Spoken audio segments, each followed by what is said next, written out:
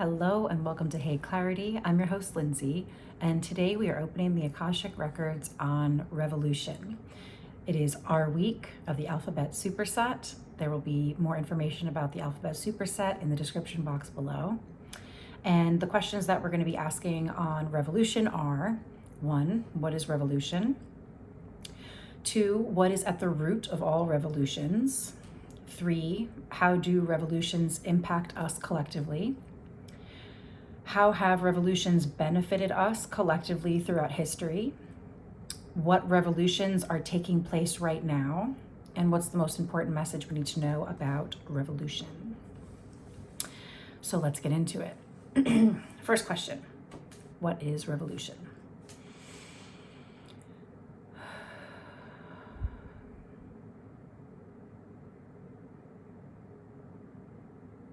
They're saying wars of the people. Wars of the people. Rise up. The rise of the people. Speaking up for yourself, speaking up for communities. They're saying, they're kind of saying like in like a hierarchy, in the hierarchy, they're like the lower people, the lesser people, but they're putting them in quotes because they're just saying like within these, they're saying a hierarchical history. They're like revolution is usually like deemed coming from a lower level of people. They're like not royalty. They're like not these like kings and leadership, etc. They're like political figures, like a higher level, but they're putting it all in quotes. All of it's in quotes. Because they're like, it's not lower people, but it's kind of like it's been considered that. They're just saying like rise and wise. Like the people become wise to, they're saying like false security, the problems in our hands, and like recognizing that some of what is considered a revolution is the people rising up and recognizing that they're saying we the people, like it's in our hands, we the people. They're saying Constitution.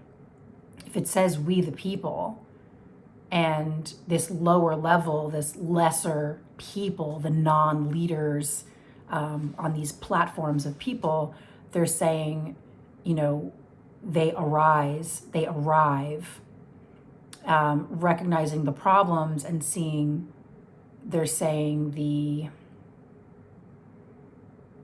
like discernment and like discrepancies in our problems, the problems we face in we the people versus like this hierarchy. What is revolution? And they're showing like a person just flip a table, just like there's a table in front of them, there's all this stuff on it, and they turn over, turn around, turn over, turn around. They're saying flip over, flip it over. And they're kind of like, something is bullshit. Like something is bullshit. Something is not working. Something is untruthful. Something is not right. To such a degree, to such a core level that they're showing like the hierarchy, like the royalty, the kings, the politicians aren't doing anything. They're like, they're not really, they do nothing to serve we the people. And so the people rise up, flip things over, turn around, turn things over. And they're saying like arise and arrive. Arrive to the problems, the core values. They keep saying discernment, like discernment of core values, like realizations and revelations of core values. There's something about recognizing like, they're saying the face, like the mask of, let's say there's like the hierarchy and like the upper level people, there's the false mask of, caring for the people. And I'm getting like this mask, this external layer is saying like, we care about you, we're taking care of you, we're doing these things for you. But then deeper, like that core level value, those core values, they don't match up with what the people value, the core values of the people. And so there's the recognition of the mass, the majority, these quote unquote lesser people, lower level people, recognizing, oh, hey, you don't actually share the same core values as us, and we're suffering. They're saying like the falsehoods, like recognizing the revelations and the realizations of all the falsehoods. And so they're saying like, we arise and we arrive as the people, fighting for the people. So what is at the root of all revolutions? They're saying false core values, false core values. They're saying an inundation of problems, like mass suffering.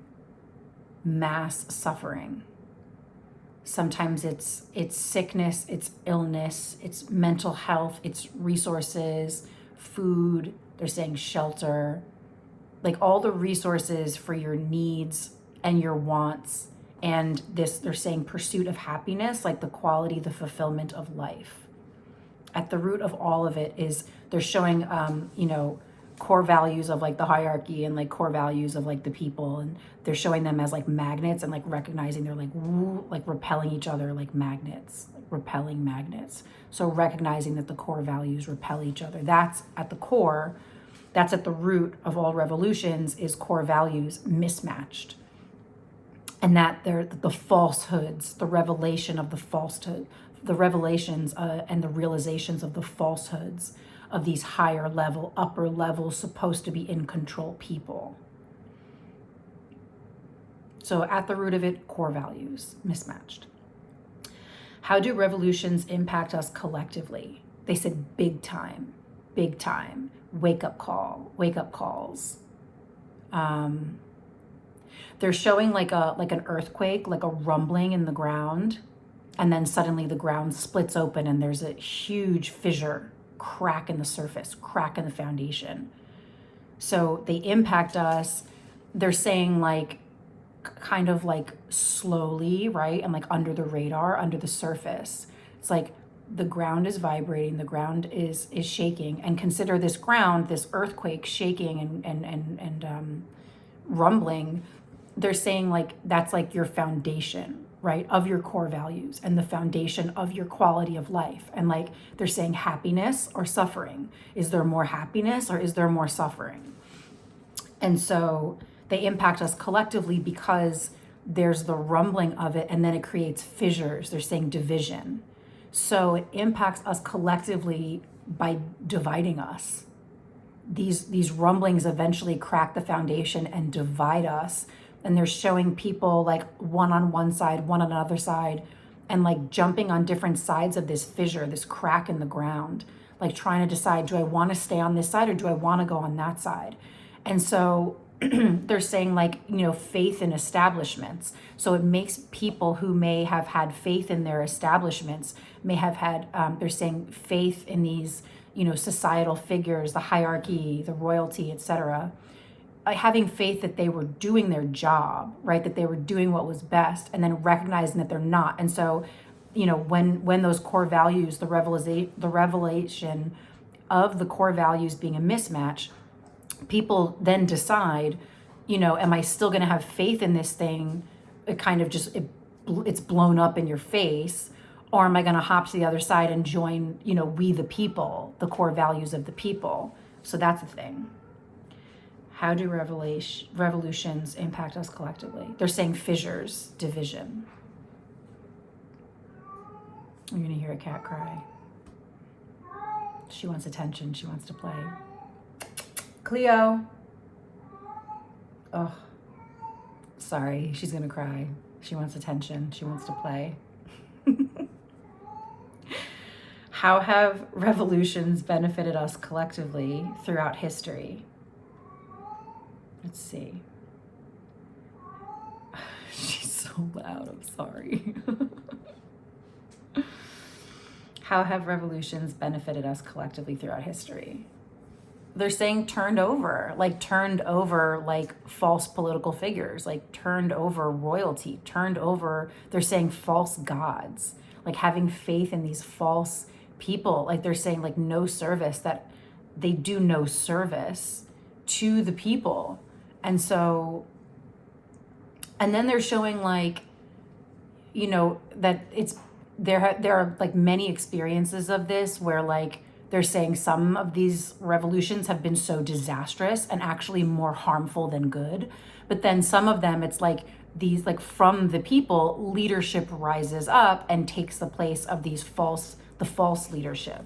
So it's kind of like they're saying like, you know, somewhat effective, like not always. They're almost kind of saying like there's no usual or commonplace outcome or result of a revolution. It kind of depends, they're saying, on the organization of the people. So it's like, okay, like you're gonna fight, you're gonna rise up, but like, are you organized to then run the outcome? Like, I'm getting that like people who were just like, they're kind of showing people like protesting just to like make a lot of noise and like have their voices be heard, have their words be heard.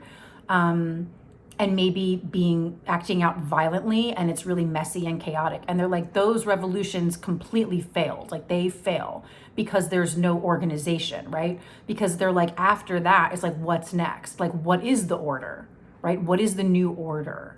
What is the new plan? And they're like, you know, security, resources, like if you're gonna rise up, like have your people in place, have the plan in place for, they're kind of saying this peaceful, like parting of ways, right? So like if things are going to be that dismantled, what's after that?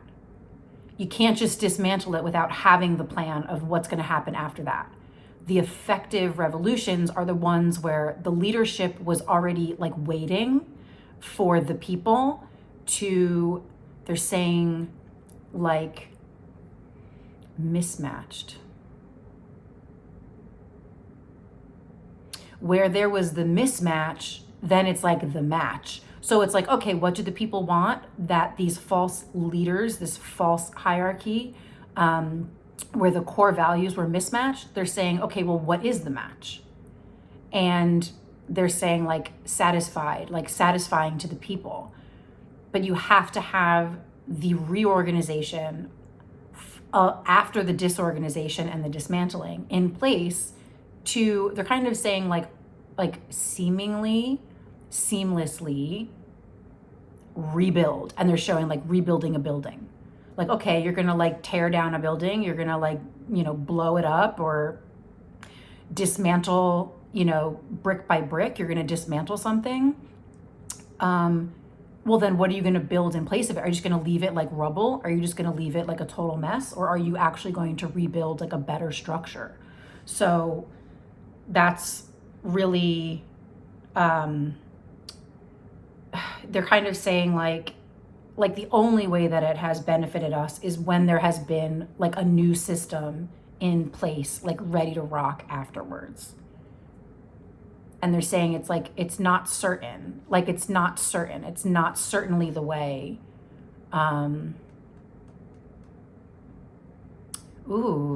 They're showing like they're like changing of the guards, like changing of the faces in those higher level positions. And they're like voting.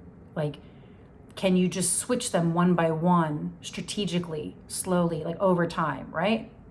They're like democracy, you know, they're like vote, like switch those people. Like that could be, they're saying like in place of something as drastic as a revolution, right?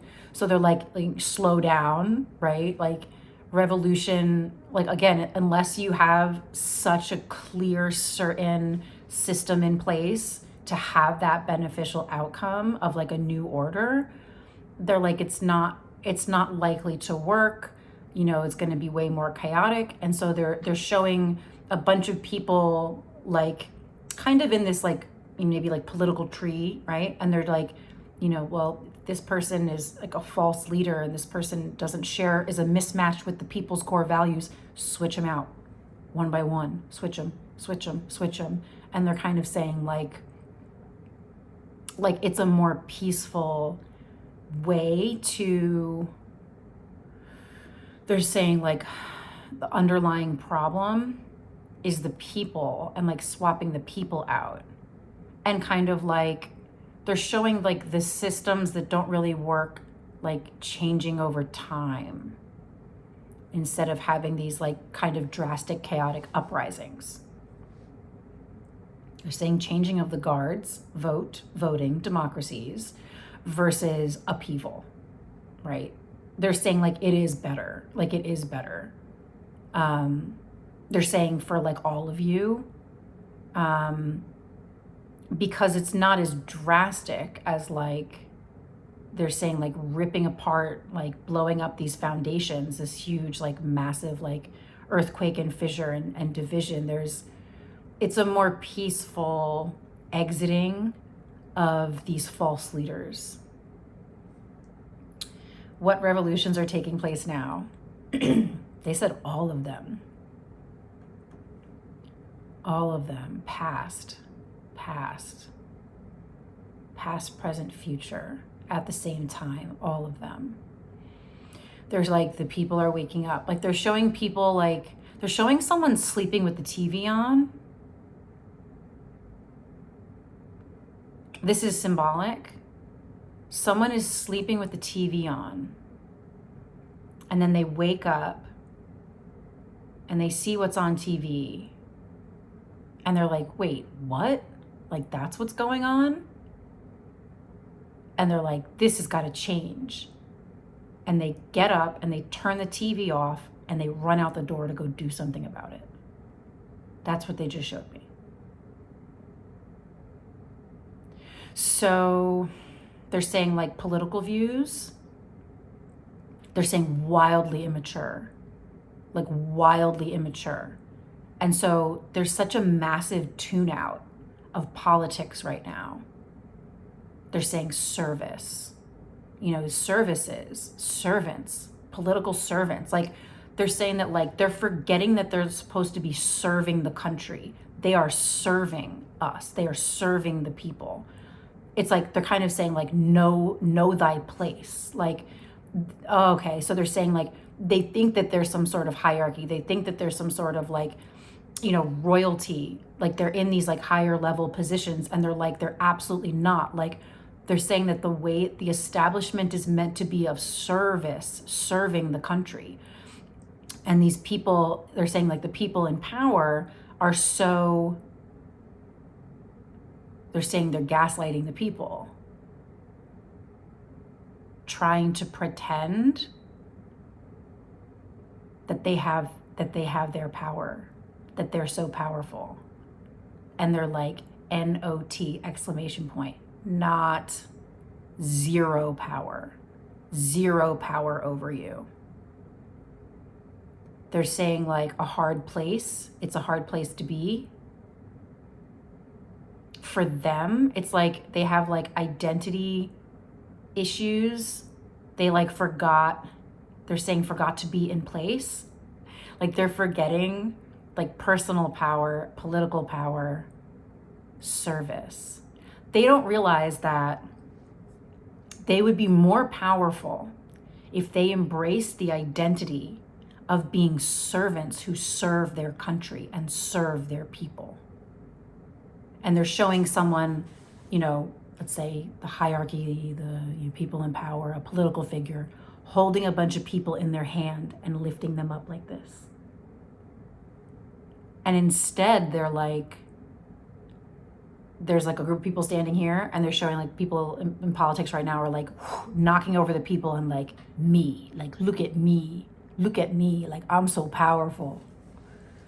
And they're laughing. They're like, they are so immature, so childlike and childish. They're saying such poor problem solvers, such poor people, like servers, they're saying. They forgot that their role is to serve the people. and that they would have more power if they embraced the role of service. So what revolutions are taking place now? The people need help. The people are serving. The people are recognizing that they're going to have to step up and serve. And so that core value, they're saying, threatens the establishment, because there's like these identity crises that are happening where they're like kind of caught up in servant and serving of a population. The word serve is like a lesser thing. And they're like, no, it's a very powerful, very positive. They're saying like driven, determined role. That's a powerful position. I serve my people. I work for my people. I listen. I look for my people. What do you need? How can I help you? And then utilizing their network and their connections to get it done. And they're saying that there's a baseline of core values that we all share. And that so many of us are so out of touch with what those core values are. They're saying especially people who are, this establishment. They're saying a social establishment. And this hierarchy, they just like smashed it, as if it's like this brick building that just crumbled, dismantled, right? They're saying the hierarchy establishes a new order. If the hierarchy establishes a new order for the people, listening, seeing, witnessing, observing, understanding the people, they're like, that's powerful. That's real power. And they are so far removed, they're saying, from that fact. They're saying that's a natural instinct.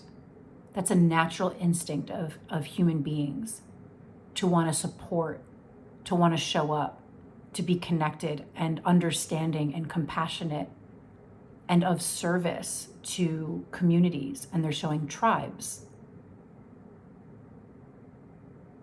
They're showing like, okay, let's take a quick little look at a tribe. And they're showing a chief. And they're showing, is the chief just standing by himself?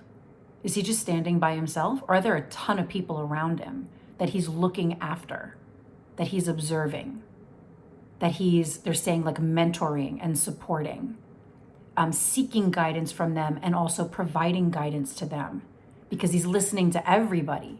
A chief doesn't stand alone. They're like, if you want all this power, if you want to be alone, then you have no community. You have no one to stand with. You have no support. But if you're working together, you're listening to everybody. You're listening to what are your needs? What do you do? What's working? What's not working? What's your level of happiness and what's your level of suffering? Okay, how about you over here? Because it's like there's a networking that goes on. It's like, I know these people can help these people and those people need help. And this and that, and then like connecting the dots. They're saying it's like networking. And they're saying like insecurities of the people turn into securities. That's the job of the chief. So if you're going to replicate the power, the position, the role of service of the chief, this hierarchy, this king, the power, they're saying that powerful figure is of service, was of service. And we're so far removed from this service role and understanding that that is the most powerful position. Because when your people are doing well, they're saying they love you and they support you and you do well. Everybody rises up. Everybody does well. And they just showed like all the people on the planet like elevating, right? And right now they're showing everybody on the planet is like stuck on the floor, heavy, almost like magnetically drawn, heavy down to the floor, falling into the cracks, falling into these fissures, jumping from side to side of this earthquake, this fissure. There's so much division.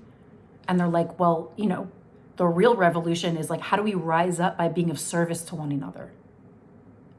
Our figures, our leadership, their role is to be of service. Leadership is of service to more people. to the people, for the people. So they're sorely mistaken is what they're saying. They don't know why they got into this. They've forgotten. I'm getting like the role has been so diluted, and it's all about these immature, childish power trips versus the actual role of leadership is to be of service. So the revolutions that are taking place now is they're showing the people are showing these mirrors to these figures. We've got these big mirrors. Everyone's showing a mirror to these figures, and they don't like it at all. And they don't like it at all. And they're showing that people are becoming more powerful. And they're saying if they're smart, if we are smart,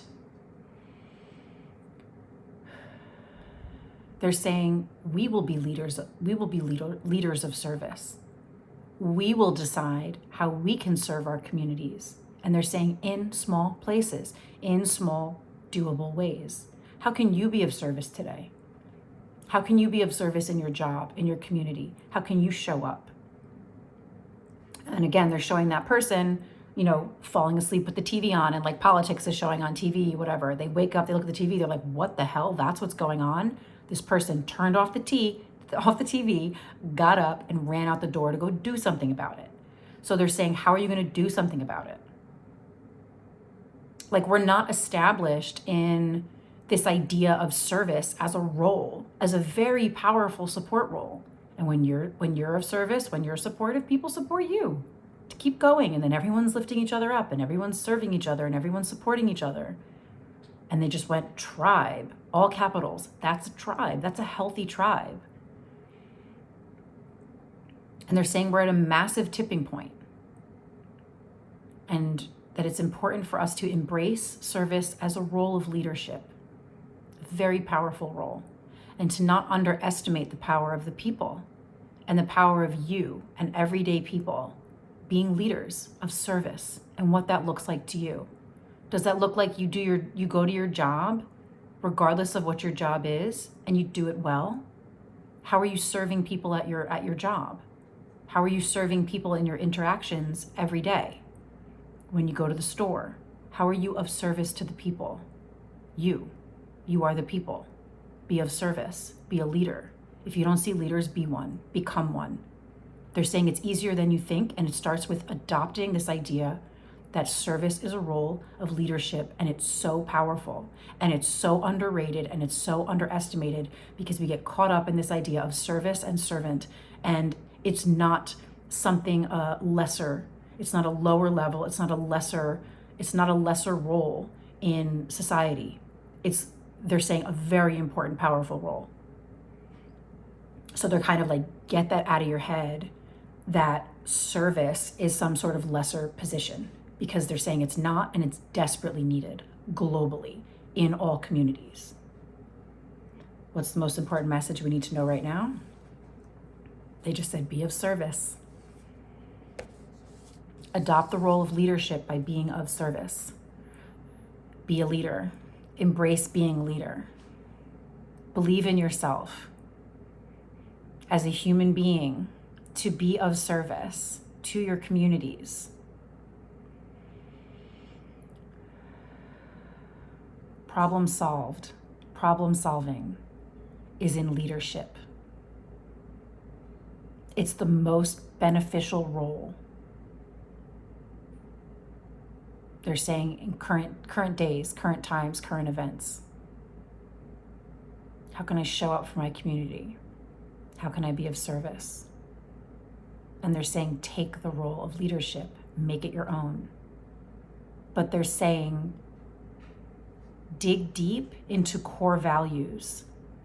Don't have this superficial kind of like divisive, they're like, economic, political, social, like they're showing all the ways that we separate.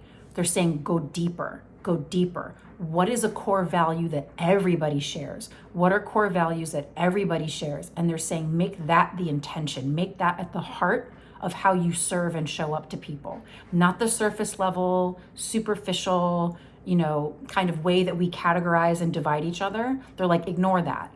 Ignore the surface level, superficial stuff. Go deeper. What are everybody's core values? They're saying, is it health and happiness? Is it prosperity? Is it access to resources to live, to thrive in this world? There's so many. There's so many. They're saying, is it love? Is it peace? They're saying health is a big one. You know, access to health, access to resources to support health. So they're saying, like, be a leader, walk into leadership, own it, take it, be proud of it. Like, you are a leader. You can become a leader. Become a leader. Okay. So that was the Akashic Records on Revolution. I hope you enjoyed that. I can't wait to watch that back. Thank you so much for watching, and I will see you guys next time.